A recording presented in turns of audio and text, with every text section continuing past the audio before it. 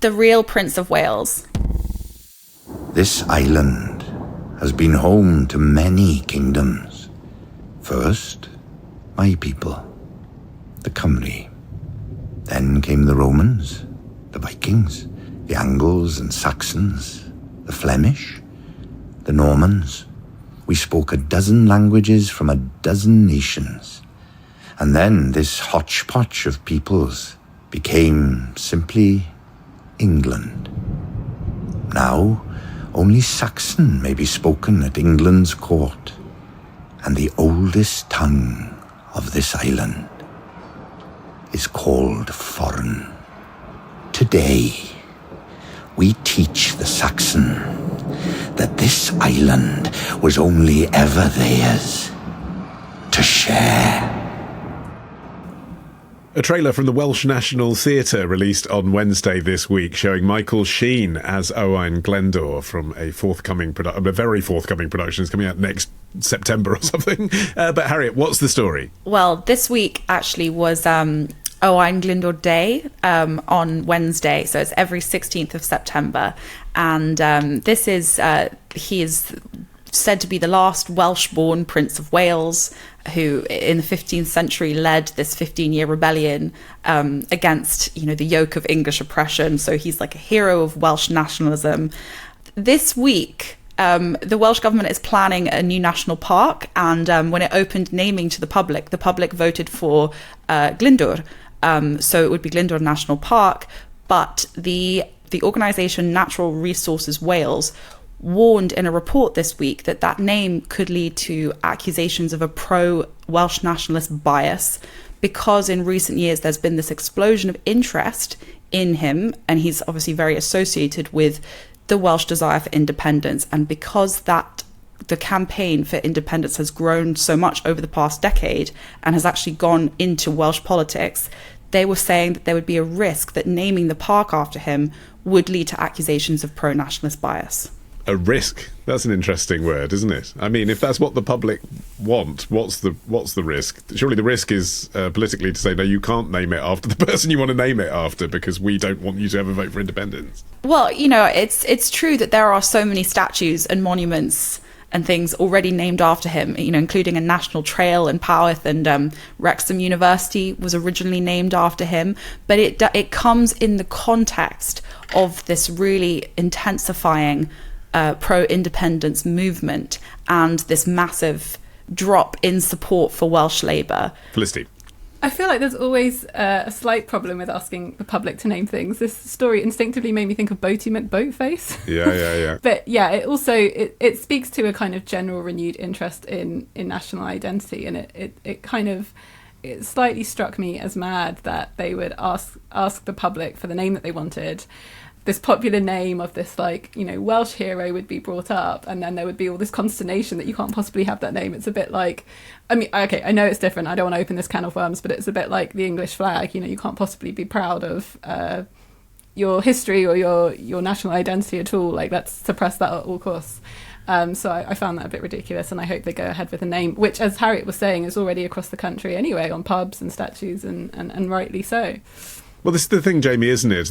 Regardless of independence, there is a move generally towards nationalism. And, the Welsh are proud of him.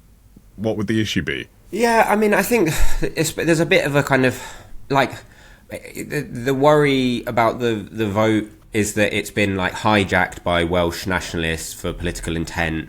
And then it's like, well, if that is the case, maybe the problem is asking the public in the first place, as Felicity said. There is also a question of, is the report just highlighting political risk? And actually, they're not saying you can't name the park after this. They're just saying, oh, hang on a second, this is the context of it, right? Which, again, makes it kind of like a bit of a shrug your shoulders, right, okay, well, that's kind of what their duty is, okay? I think that, obviously, identity and heritage have had a massive resurgence. Politics is now increasingly focused on place, identity, culture, and people are looking for symbolic anchors from the past. So Glyndwr is a native prince, a rebel, leader of Welsh Parliament. It obviously is symbolic, right? So that whole context makes it a news story. But I think what's funny is that it happened up here in Scotland with Scottish independence, is that in the past, everyone used to be very happy to talk about William Wallace or to talk about, Scottish figures of cultural power, whoever it is. But then suddenly, ever since the independence referendum, it's like, oh, well, we can't talk about that because that might get them a bit uppity about it. But there is a kind of po-faced lack of kind of humour when talking about any of this kind of stuff that is very frustrating, because it's... if people in Scotland want to feel or identify with someone like William Wallace, or a kind of jokey anti-English sentiment, which is genuinely my experience of being up here, is that a lot of the time it is jokey in anti-English sentiment. That is not for someone in Westminster or someone further south to be like, oh, hang on a second, this is all very hand-wringy. And I think it's the same with Wales. Actually, when you look at the polling, there isn't a massive push for independence, and also the question of how it would happen, or even what independent Wales would look like, is always a kind of secondary, third thing. But it seems like a lot of the time, people in Wales that want to keep, or Welsh Labour, or the kind of status quo, want to keep the status quo. What they're actually really upset about is people having a bit of passion and people having a bit of enjoyment in politics.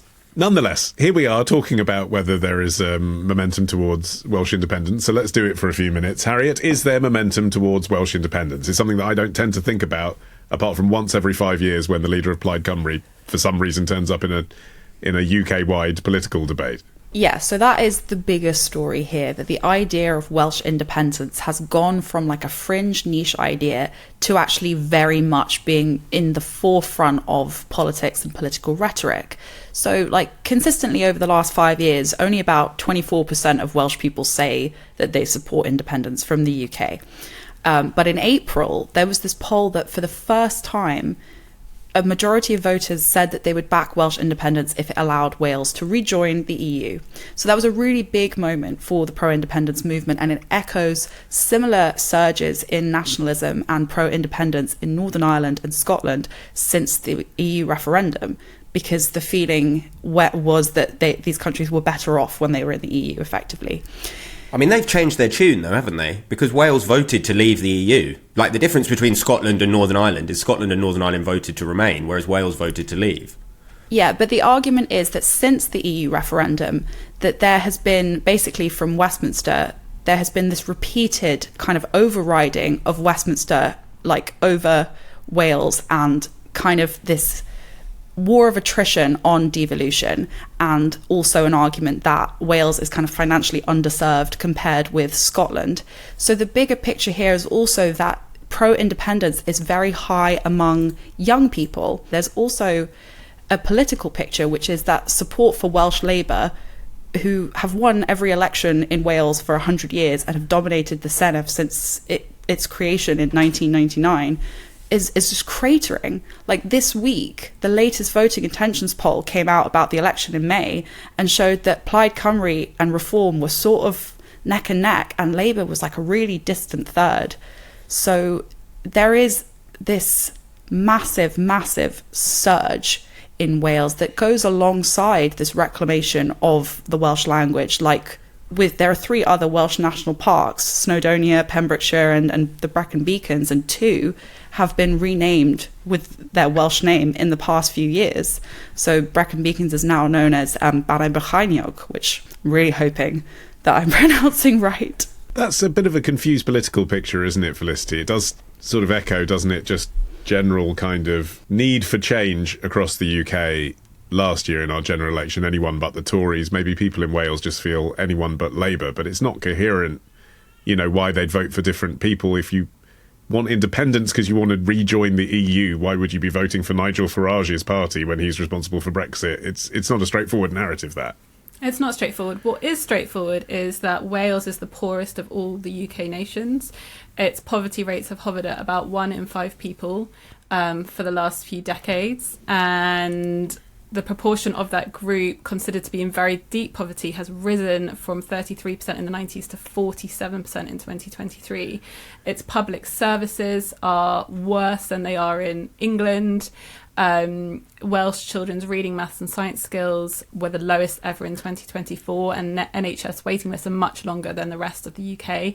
So it's clear that for whoever is to blame, There is a lot of poverty and discontent in Wales. But yeah, it's a very confused picture. There is a by-election in Caerphilly next month because the Labour MP there has died.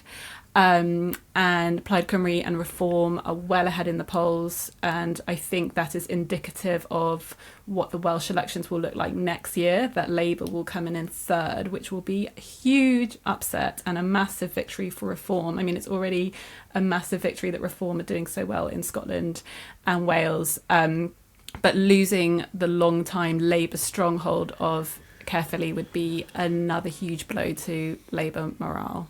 Yeah, but then there is an analogy with Scotland, isn't there, Jamie? You know, for the people that would be voting Plaid Cymru because they wouldn't want to vote Reform because Plaid Cymru is more in line with their values, which are basically Labour values, but they don't want to vote for Labour because of the record. It's a very similar situation to that we had with the SNP. You can see Plaid might say, oh, look, all these people want independence. They don't want independence. They're just left-wing and they don't want to vote for Reform. And that's what they feel they've got a choice between. Yeah, and I think that a lot of the time, I mean, independence wasn't really a kind of a major issue in Scotland at the forefront. It was obviously talked about for a bit in the 70s, but it kind of was kind of accepted in the 80s and 90s that it wasn't a thing, particularly with the devolution solution that came in when New Labour came in. But once it did start talking about, and once SNP started, and once people got disillusioned with Labour, there are a huge amount of similarities. And then SNP, what they did was incredible message discipline, which is what Plaid Cymru are trying to do, which is constantly beat the drum of Wales is not fully realising its potential while inside the UK, which was exactly the SNP's point.